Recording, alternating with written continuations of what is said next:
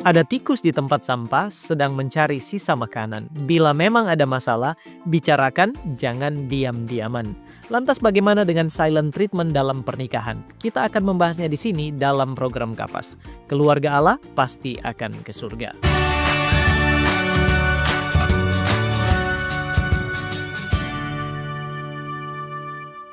Silent treatment. Mungkin masih banyak yang belum mengerti apa itu silent treatment. Silent treatment adalah sikap di mana seorang sengaja mendiamkan orang lain, nggak mau ngomong, nggak mau jawab pesan, bahkan pura-pura tidak ada.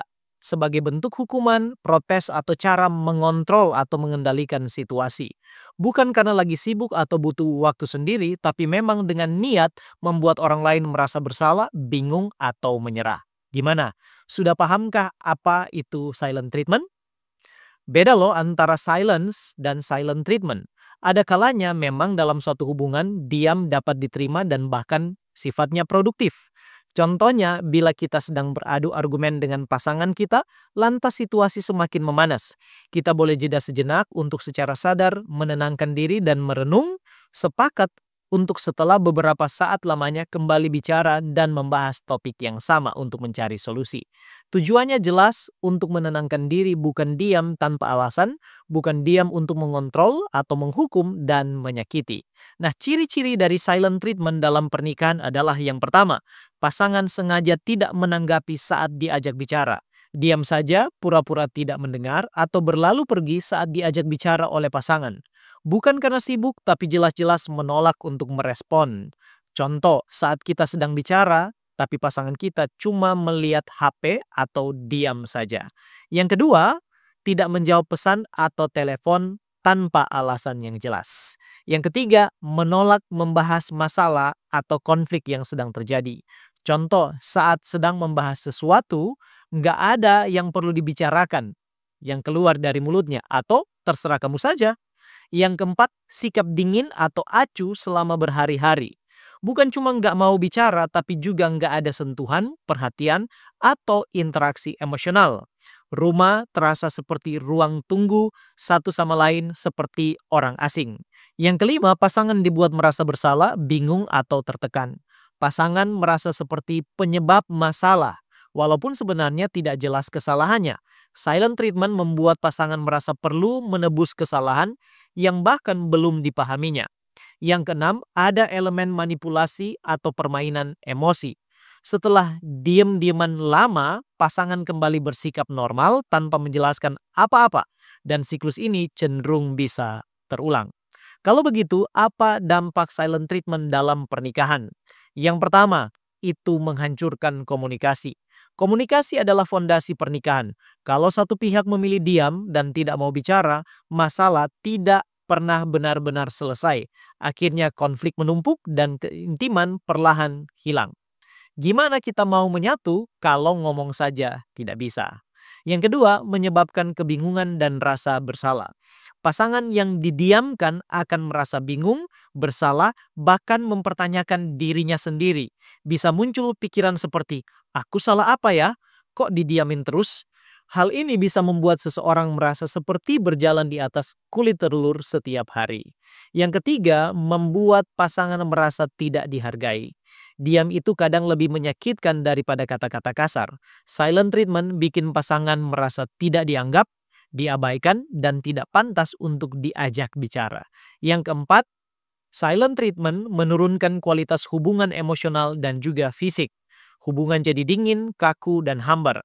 Pelukan, sentuhan, obrolan santai, semua mulai menghilang. Dan lama-lama bukan cuma sekedar diam, tapi juga tidak peduli lagi. Yang kelima, bisa menjadi bentuk kekerasan emosional atau emotional abuse.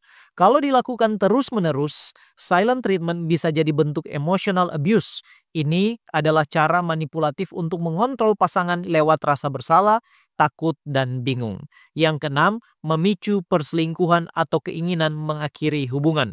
Pasangan yang merasa tidak dihargai atau diabaikan bisa mulai mencari kenyamanan di tempat lain atau dari luar. Kalau dibiarkan terus, ini bisa menjadi pemicu keretakan, perselingkuhan, atau bahkan perceraian. Yang ketujuh, membentuk lingkaran yang toksik. Pasangan yang didiamkan bisa mulai membalas dengan hal yang sama. Jadinya dua orang saling diam, saling dendam, saling menjauh, dan akhirnya asing dalam rumah sendiri. Gimana? Apa masih mau melakukan silent treatment kepada pasangan kita? Ingat, silent treatment dalam pernikahan adalah sebuah kegagalan dalam berkomunikasi. Jadi, apa solusinya? Yang pertama, tetap tenang dan jangan terpancing. Saat didiamkan pasangan, jangan langsung membalas dengan kemarahan atau diam juga. Jaga sikap tetap tenang, sopan, dan tidak reaktif. Ini bukan berarti kamu kalah, kita kalah, tapi kita lebih dewasa. Kalau satu orang hilang arah, jangan dua-duanya tenggelam. Yang kedua, berikan ruang tetapi tetap komunikatif. Kalau dirasa pasangan butuh waktu, berikan dia ruang sebentar. Tapi jangan sepenuhnya lepas kontak. Kita bisa bilang, aku tahu kamu mungkin lagi butuh waktu. Kalau kamu sudah siap bicara, aku siap mendengarkan. Kalimat ini menunjukkan bahwa kita membuka pintu komunikasi tanpa memaksa pasangan kita. Yang ketiga, ajak bicara saat suasana lebih tenang. Pilih waktu yang tenang, lalu ajak bicara dengan lembut. Katakan, aku merasa sedih waktu kamu mendiamkan aku. Aku lebih senang kalau kita bisa ngobrol saat ada masalah. Dan hindari tindakan menyalahkan. Yang keempat, tetapkan batasan yang sehat. Kalau silent treatment terus-menerus terjadi, kita perlu berterus terang. Kasih tahu kepada pasangan kita bahwa itu tidak sehat dalam hubungan. Katakan dengan jelas tapi tenang, aku mencintai hubungan kita. Tapi kalau kita diam-diaman terus, itu bisa akan merusak segalanya. Dan kita butuh cara komunikasi yang lebih sehat. Yang kelima, kenali polanya. Apakah ini butuh bantuan profesional atau tidak? Bila silent treatment ini sering terjadi dan sudah sampai bikin kita tertekan, merasa dikontrol atau kehilangan jati diri, itu sudah jadi red flag.